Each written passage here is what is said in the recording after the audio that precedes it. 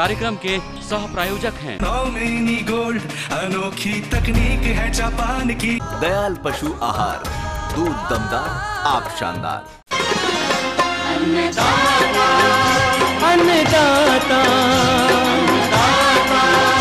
अन्नदाता, नीत तुम्हारा अन्नदाता, पग पग पर है संग तुम्हारे अन्नदाता। लहू किसानों का बन के पसीना सींचता है धरती का सीना।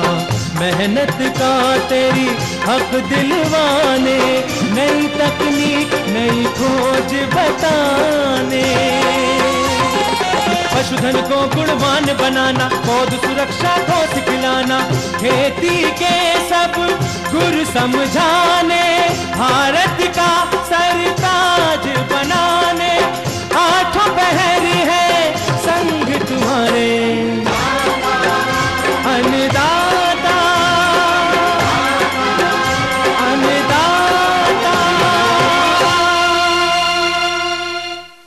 नमस्कार, मैं हूं कात्यायनी चतुर्वेदी और आप सभी दर्शकों का अन्नदाता कार्यक्रम में बहुत स्वागत करती हूं। हर रोज की तरह कार्यक्रम में हम लेकर आते हैं खेती बाड़ी से जुड़ी हुई बहुत सारी लाभकारी जानकारियां। तो चलिए सबसे पहले देखते हैं क्या है विशेष आपके लिए आज के कार्यक्रम में।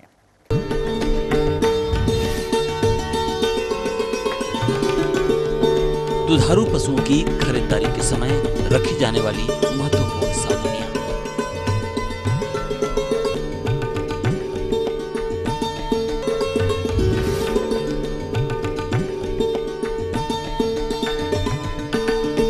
धान की फसल में समन्वित पोषक तत्व प्रबंधन।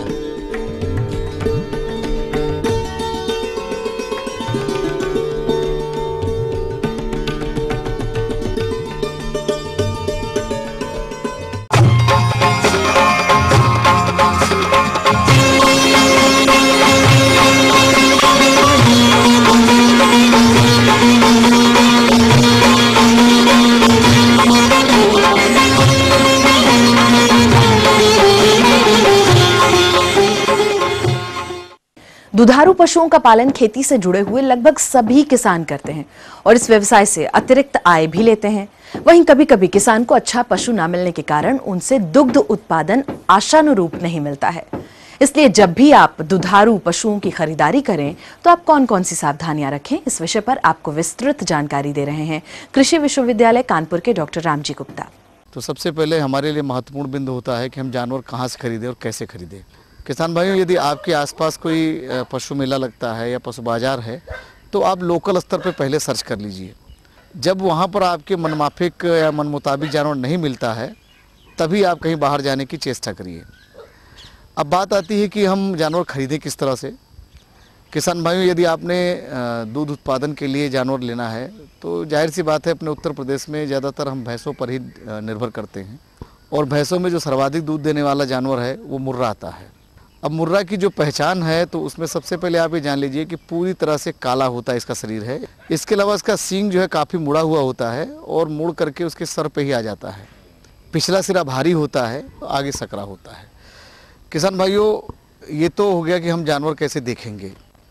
अब आती बात कि आप जो खरीदते समय देखभाल करेंगे उसके बारे में, क्योंकि ज़्यादातर जो पशु बाजार में जानवर बेचने आते हैं वो सब व्यापारी होते हैं। ज़रा सा आपने अगर ध्यान नहीं रखा तो वहीं पर आपको नुकसान उठाना पड़ जाएगा।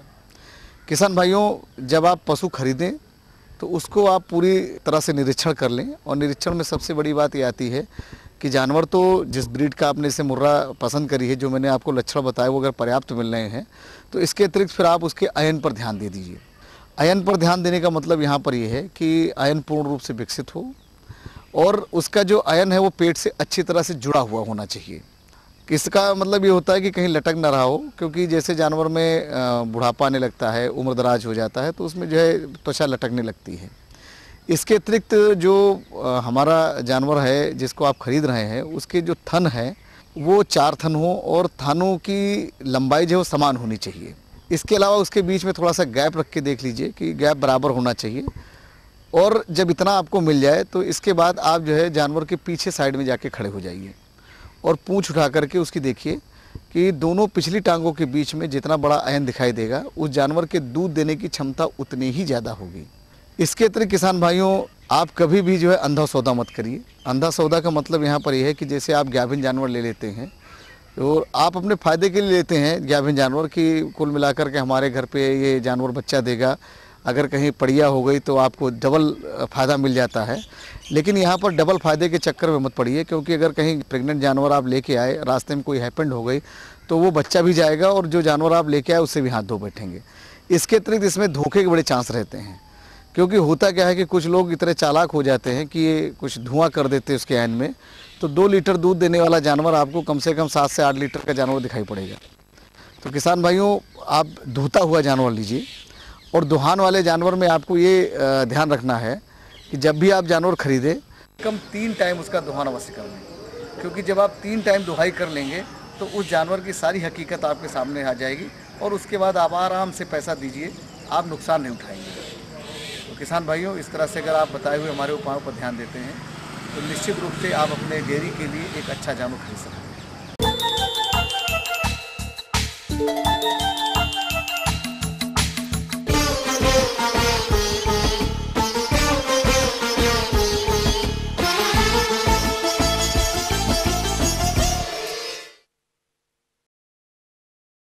किसान भाइयों, जैसा कि आप जानते हैं कि किसी भी फसल की उचित बढ़वार में पोषक तत्वों का महत्वपूर्ण योगदान होता है, परंतु प्रायः पोषक तत्वों के कम या अधिक प्रयोग से फसल को कभी कभी नुकसान भी पहुंचता है। और इसीलिए धान की फसल में पोषक तत्वों के समन्वित प्रबंधन पर जानकारी देने के लिए हमने आमंत्रित किया है डॉक्टर अनिल कटियार को। किसान भाइयों, देखिए, धान की नर्सरी में जो हम डालते हैं तो अधिकतर किसानों हमने देखा है कि वो केवल DAP से नर्सरी डाल देते हैं। नर्सरी जब आपकी 20 से 30 दिन के बीच की होती है तो उसमें कहीं पीलापन आता है, कहीं ऊपर से नोक सूखने लगती है।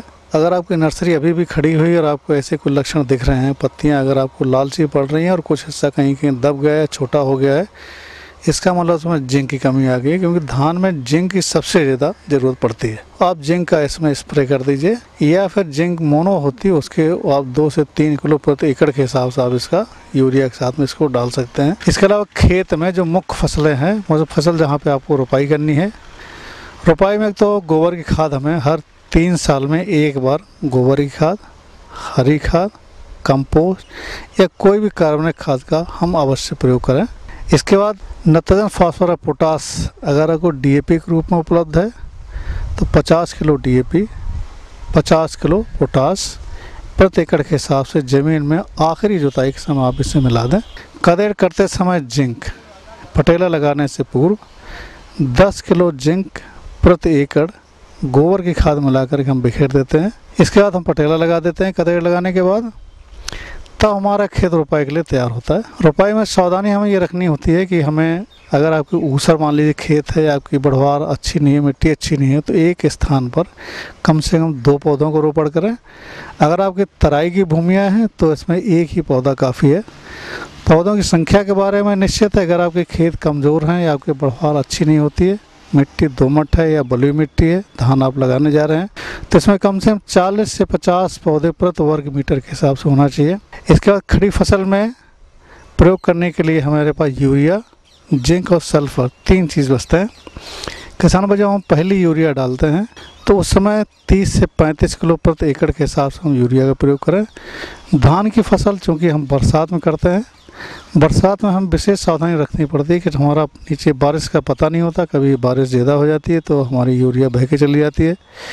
यूरिया को बहने से रोकने के लिए आवश्यक हमें इसमें सल्फर स्लो रिलीज फर्टिलाइज़र, यानी कि सल्फ़र है, नीम का तेल है, 250 ग्राम प्रति एकड़ के हिसाब से, या सल्फर 250 ग्राम प्रति एकड़ के हिसाब से हम यूरिया मिला देंगे। तो इसमें जो बहने वाला तत्व है या जल्दी से रिएक्शन जो बैक्टीरिया होते हैं जिससे यूरिया जल्दी नष्ट हो जाती है, वो रोकेगी। इसके बाद किसान भाई, जब हम दूसरी यूरिया डालते हैं उसकी मात्रा थोड़ी सी बढ़ाते हैं, 40 किलो तक आप करते हैं प्रति एकड़ में। दूसरी यूरिया में ध्यान अवश्य रखें कि अगर हमने जिंक नीचे डाला है तो हमें दूसरी यूरिया में फिर मोनो जिंक हमें फिर प्रयोग करना है। यानी कि जिंक धान के लिए एक ऐसा तत्व है जो सभी तत्वों के अवशोषण में सहयोग करता है। यानी कि आपने NPK या अन्य तत्व सारे डाल दिए, अगर आपके खेत में जिंक की कमी हुई तो कोई भी तत्व ऊपर चढ़ेगा नहीं। जब कोई तत्व चढ़ेगा नहीं तो फिर उपयोग अन्य फसलों द्वारा कैसे किए जाएंगे। इसलिए अत्यंत आवश्यक है कि जिंक आपके यहाँ बुआई के रोपाई के समय और दूसरी यूरिया में मोनो के रूप में अवश्य प्रयोग करें। खड़ी फसल में इसी तरीके से पोटाश का प्रयोग है। और खड़ी फसल में कुछ ऐसे तत्व आ गए हैं, कुछ ऐसे आयन आ गए हैं पोटाश के कि आप खड़ी फसल में भी 1 किलो तक इसका स्प्रे के द्वारा प्रयोग कर सकते हैं। इसी तरीके से धान की फसल जब पकने को आप होती है, पकते समय हमारे यहाँ देखा क्योंकि पानी में फसल होती है, टेम्परेचर बहुत ज़्यादा होता है, इसमें अधिकतर फफूंदी या कुछ ऐसे चकत्ते जैसे धब्बे या ऐसे आ जाते हैं। उसके लिए अत्यंत आवश्यक है कि हमें सल्फर का प्रयोग करना चाहिए, क्योंकि उस समय धान करते समय हमारा ठंड का मौसम आ जाता है। तो ठंड से सुरक्षा के लिए सल्फर का प्रयोग, ये सल्फर आप जो है 80% WP यानी कि वेटेबल पाउडर आता है 80% का, तो यूरिया में मिला करके 2 किलो प्रति एकड़ के हिसाब से हमें बुरकाव कर देना चाहिए। अगर आप यूरिया डाल चुके हैं तो यही सल्फर 500 ग्राम 80 WP वाला इसका हम छिड़काव कर देते हैं तो हमारा सल्फर का पूरा लाभ आपको मिल जाता है। ये कहीं के किसानों भाई हमने देखा है कि कुछ फसलों में या कुछ खेतों में एक कोई पत्ती लंबी होकर के एकदम सफ़ेद हो जाती है या एकदम कागज़ की तरह दिखने लगती है। इसका मतलब है उस खेत में आयरन लोहे की कमी के लक्षण दिखने लगे हैं। अगर आपको लोहे की कमी के लक्षण दिखने लग रहे हैं तो इसका मतलब वो खेत में कमी के लक्षण शुरुआत है। ऐसे केस में फेरस सल्फेट हरा कसीस आता है या लोग इसको लोहा जिंक कहते हैं, इसका हम 10 किलो प्रति एकड़ के हिसाब से इसका प्रयोग कर सकते हैं। अगर आपको खड़ी फसल में प्रयोग करना है तो 1 किलो प्रति एकड़ के हिसाब से छिड़काव करने से इसकी आपूर्ति हो जाती है। तो nitrogen, phosphorus, potash, zinc, sulphur और आयरन 6 तत्व अगर हम डालते हैं तो किसान भाइयों आपका धान का बहुत अच्छा उत्पादन होगा। तो ये थी कुछ उपयोगी जानकारियां और अब रुकेंगे एक छोटे से ब्रेक के लिए, जल्द होंगे हाजिर और कार्यक्रम में आगे है महत्वपूर्ण जानकारियां, इसलिए बने रहिए हमारे साथ।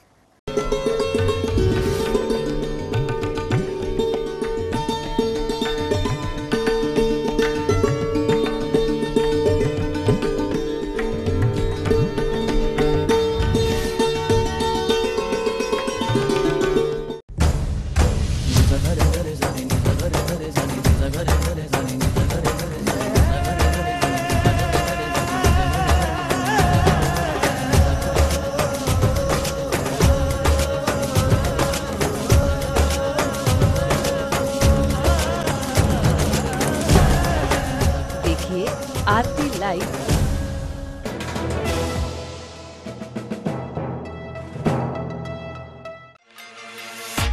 दुनिया देखी है पर अपने देश की बात ही निराली है। अपनी संस्कृति, अपने लोग, अपना घर, ये सब देखकर ना जैसे सुकून सा मिल जाता है। ऐसे ही जब टीवी ऑन करते हैं तो क्या लखनऊ, क्या आगरा और क्या बनारस, यहाँ तो पूरा अपना यूपी ही आंखों के सामने होता है। तो भैया अपना अपना ही होता है। अपने प्रदेश की पूरी खबर, अपना यूपी, इस समय पर।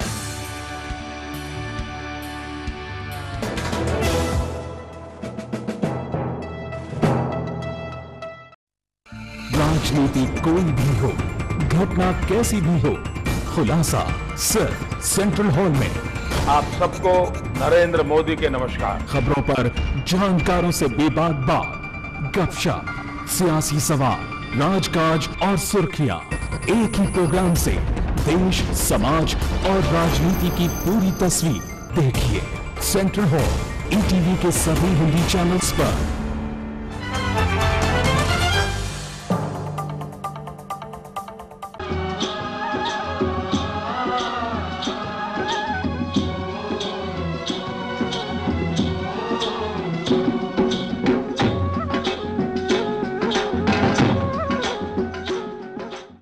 ब्रेक के बाद आप सभी दर्शकों का बहुत स्वागत है। बढ़ते हैं अपनी अगली प्रस्तुति की ओर।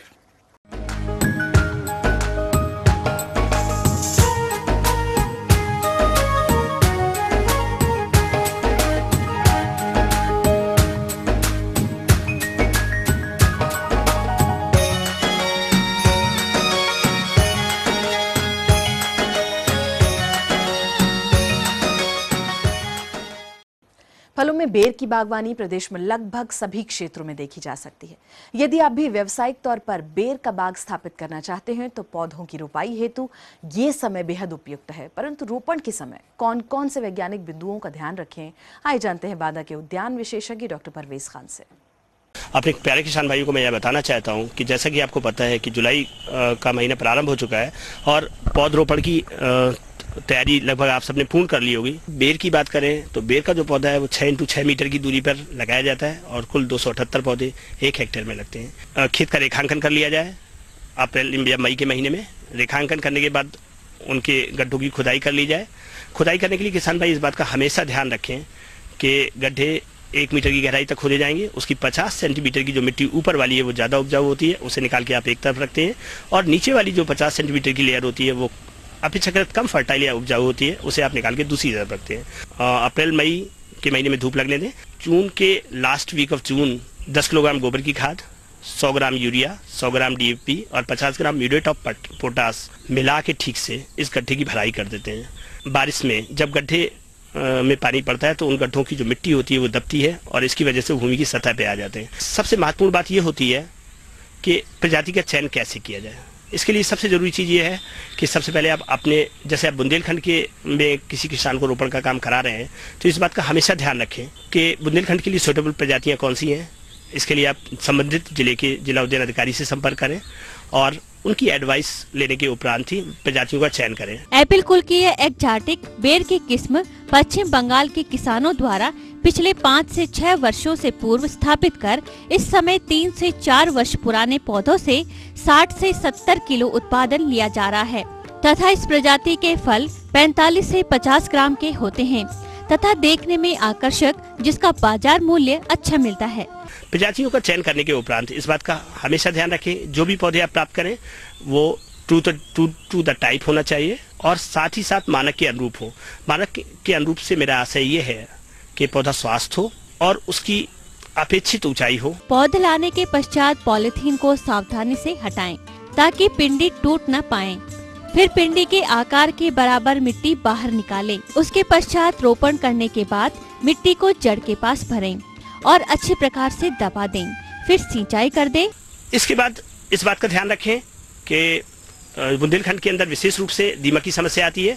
दीमक की समस्या के लिए आपको क्लोरपाइरीफॉस 2 ml दवा 1 लीटर पानी में घोलकर प्रत्येक पौधे में लगभग 5 लीटर पानी डालना है ताकि दीमक को लगभग 6 महीने तक दीमक के अटैक से या दीमक के आक्रमण से नए पौधे की रक्षा की जा सके और 6 महीने बाद इस उपचार को दोबारा दोहरा देना है। मैं अपने किसान भाइयों से यह भी कहना चाहता हूं कि जब आपको 2-3 साल पौधों की देखभाल करनी होती है और आपको उससे आमदनी भी प्राप्त नहीं होती है तो ऐसी अवस्था में अक्सर देखा जाता है किसान अपने पौधों के प्रति लापरवाह हो जाता है और खेतों में पौधों को देखने भी नहीं जाता। ऐसी अवस्था में पौधों का ठीक से विकास नहीं होता। इस बात का आपको हमेशा ध्यान रखना है कि पौधों की समय समय पर निराई गुड़ाई होती रहे और उसे उचित मात्रा में नमी भी प्राप्त होती रहे। जब पौधे बड़े होने लगते हैं तो विशेषकर कटाई छटाई का महत्व बढ़ जाता है। कटाई छटाई में जो भी पौधे की शाखाएं उसके मूल वृंत से निकल रही हो उनको हमेशा तोड़ते रहते हैं और जो कलमी शाखा आगे चल रही है उसी पे शाखाओं का विकास होने दिया जाता है। शाखाओं का विकास में इस बात का ध्यान रखा जाता है कि लगभग 3 फुट की ऊंचाई तक केवल सिंगल शाखा ही चले और 3 फुट से ऊपर उसमें 4 दिशाओं में 4 शाखाओं का विकास हो। पूर्व पश्चिम उत्तर दक्षिण अगर 4 शाखाएं आपकी चल रही हैं तो उसमें आगे चल के फलत उत्पादन और फलों को तोड़ना बहुत आसान होता है और पौधे का बहुत अच्छा विकास हो जाता है और 3 या 4 साल बाद एक मजबूत पौधे का विकास इस तरह से होगा और लगभग 10 साल की उम्र में एक पौधा लगभग 80 से 100 किलो उत्पादन प्रति पौधे से हमें मिलने लगेगा। और आज अगर इसकी कीमत आप मार्केट में देखो तो लगभग 20 रुपए किलो थोक में आराम से चला जाता है।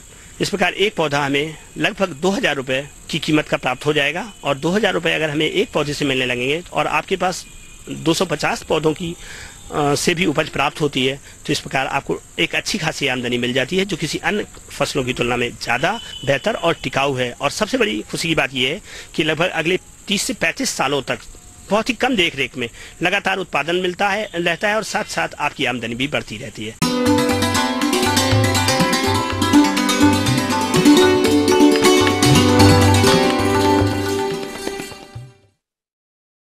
अन्नदाता हेल्पलाइन निशुल्क फोन संपर्क सेवा के माध्यम से आपके द्वारा पूछे गए प्रश्नों में से 1 या 2 महत्वपूर्ण प्रश्नों को हम अपने कार्यक्रम में जरूर शामिल करते हैं और इसी के तहत आज का चयनित प्रश्न और उसका जवाब इस प्रकार से है।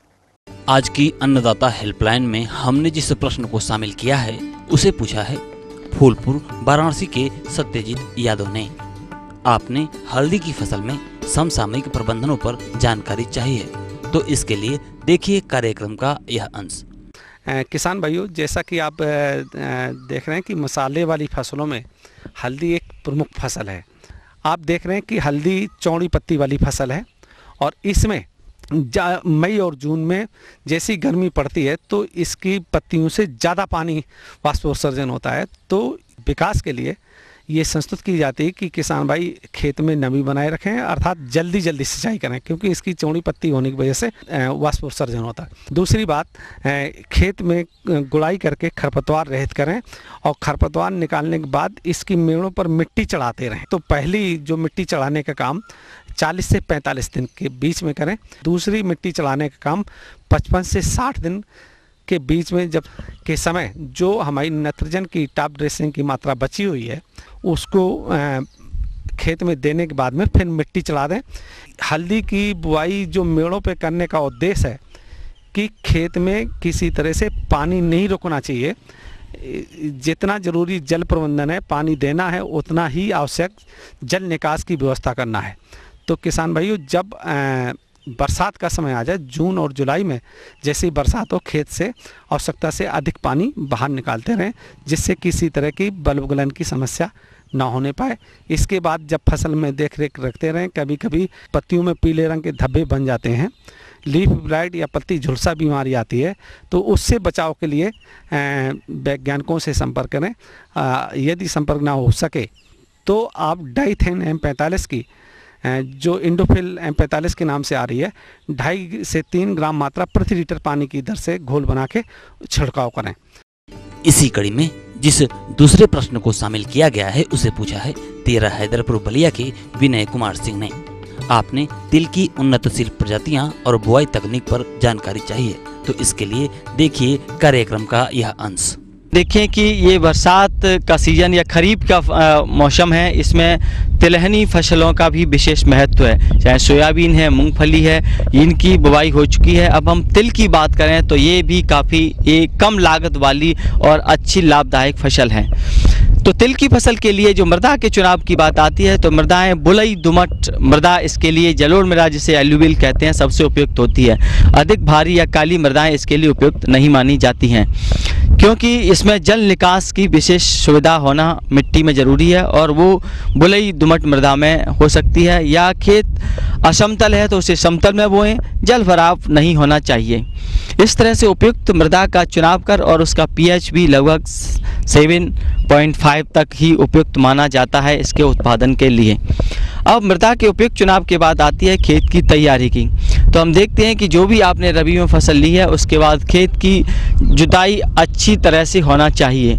उसके लिए 2 बार हैरो चलाएं, उसके बाद 2 बार कल्टीवेटर से जुताई कर देना चाहिए और पाटा लगा करके खेत को अच्छी तरह से भुरभुरा कर लेना चाहिए, क्योंकि इसमें जो बीज है वो काफ़ी छोटे साइज़ का होता है, तो इसलिए ढेले युक्त मृदा इसके लिए उपयुक्त नहीं होती है। अब बात आती है कि बीज के उपयुक्त चुनाव की। बीज के चुनाव से पहले हम जानें कि इसके लिए अच्छे उत्पादन देने वाली प्रजाति होना चाहिए। अच्छे उत्पादन के लिए हम देखें कि विभिन्न तरह की जो प्रजातियाँ हैं, उत्तर प्रदेश के लिए टाइप 4, टाइप 12, टाइप 13, टाइप 78 ये सबसे उपयुक्त प्रजातियां हैं। और इसके साथ साथ ही शेखर, प्रगति, तरुण ये 3 प्रजाति और इस तरह से ये सभी उपयुक्त प्रजातियों की बुवाई कर हम अच्छा उत्पादन ले सकते हैं। ये उन्नतशील प्रजातियां हैं।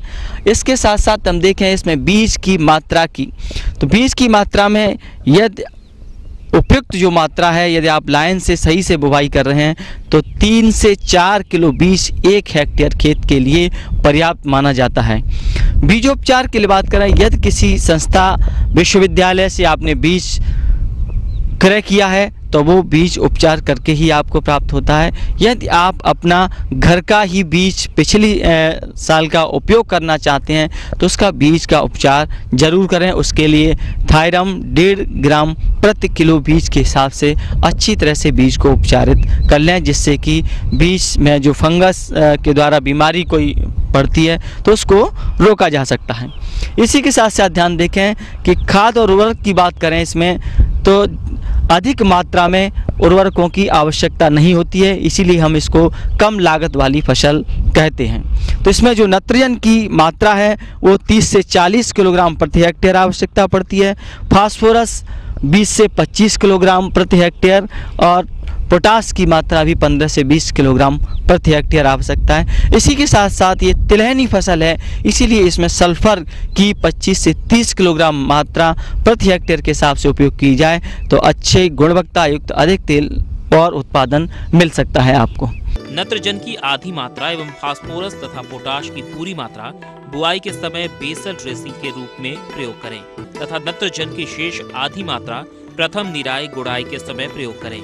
बात बुवाई की आती है, जो विधियां हैं किसान आमतौर पर हम देखते हैं कि छिड़कवा विधि से इसकी बुवाई करते हैं, परंतु हम कहते हैं कि इसको यदि लाइनों में फर्टिसीडिल से बोया जाए तो बहुत उपयुक्त होता है। लाइनों में पौधे से पौधे की दूरी सही से हो जाती है तो इसकी वृद्धि और विकास के लिए जो एक पर्याप्त मात्रा में जगह सही मिल जाती है हर पौधे को। देखें कि खरपतवार की भी विशेष समस्या आती है, क्योंकि ये खरीफ मौसम की फसल है, इसमें खरपतवार से बहुत हानि होती है। इसके नियंत्रण के लिए हम देखें कि या तो किसान भाई निराई गुड़ाई कर सकते हैं, परंतु कम लागत की बात करते हैं तो इसके लिए खरपतवार नाशी का यदि फसल की बुवाई के समय उपयोग कर दिया जाए तो निराई गुड़ाई की आवश्यकता नहीं पड़ती है। इसके लिए एलाक्लोर नामक जो खरपतवार नाशी आता है 50% दवा होती है, इसकी लीटर मात्रा प्रति हेक्टेयर के हिसाब से बुवाई के 3 दिन के अंदर यदि आप उपयोग कर देंगे तो कोई भी फसल में खरपतवार नहीं होंगे और आप इसको खरपतवार से मुक्त फसल होने पर अच्छा उत्पादन प्राप्त कर सकते हैं।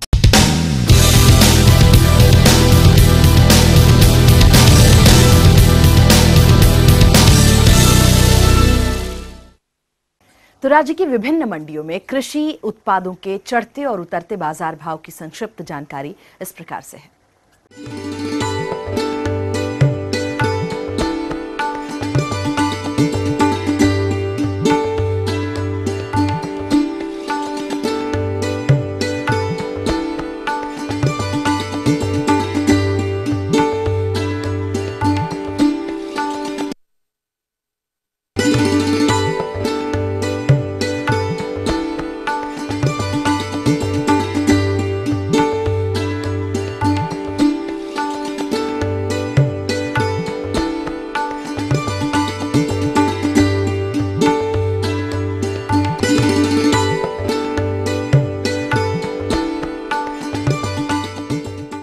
हम ये उम्मीद करते हैं कि आज का कार्यक्रम आप सभी दर्शकों के लिए बहुत ही उपयोगी रहा होगा। तो किसान भाइयों, अन्नदाता आपकी सेवा के लिए संकल्परत है। कृषि संबंधित समस्या एवं सुझावों के लिए आप हमें इस पते पर संपर्क भी कर सकते हैं। हमारा पता है प्रोड्यूसर अन्नदाता, ETV Uttar Pradesh Uttarakhand, Ramoji film city Hyderabad 501512। साथ ही आप हमें ईमेल भी कर सकते हैं। हमारा ईमेल एड्रेस है annadaata.up@etv.co.in। और इसके अतिरिक्त आप हमें निःशुल्क हेल्पलाइन नंबर 180010845999 पर सुबह 10 बजे से शाम 4 बजे के बीच में संपर्क भी कर सकते हैं। और आइए अब देखते हैं कल दिखाए जाने वाले कार्यक्रम की मुख्य झलकियां।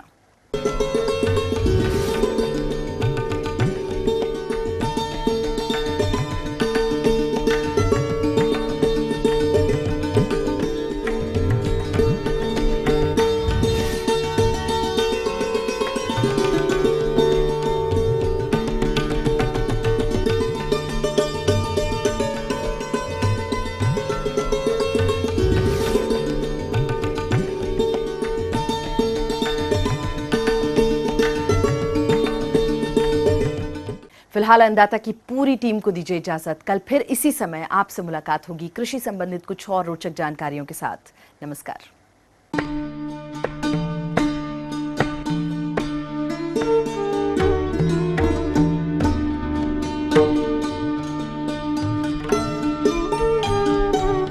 इस कार्यक्रम के सह प्रायोजक थे नौमेनी गोल्ड, अनोखी तकनीक है जापान की। दयाल पशु आहार, दूध दमदार, आप शानदार।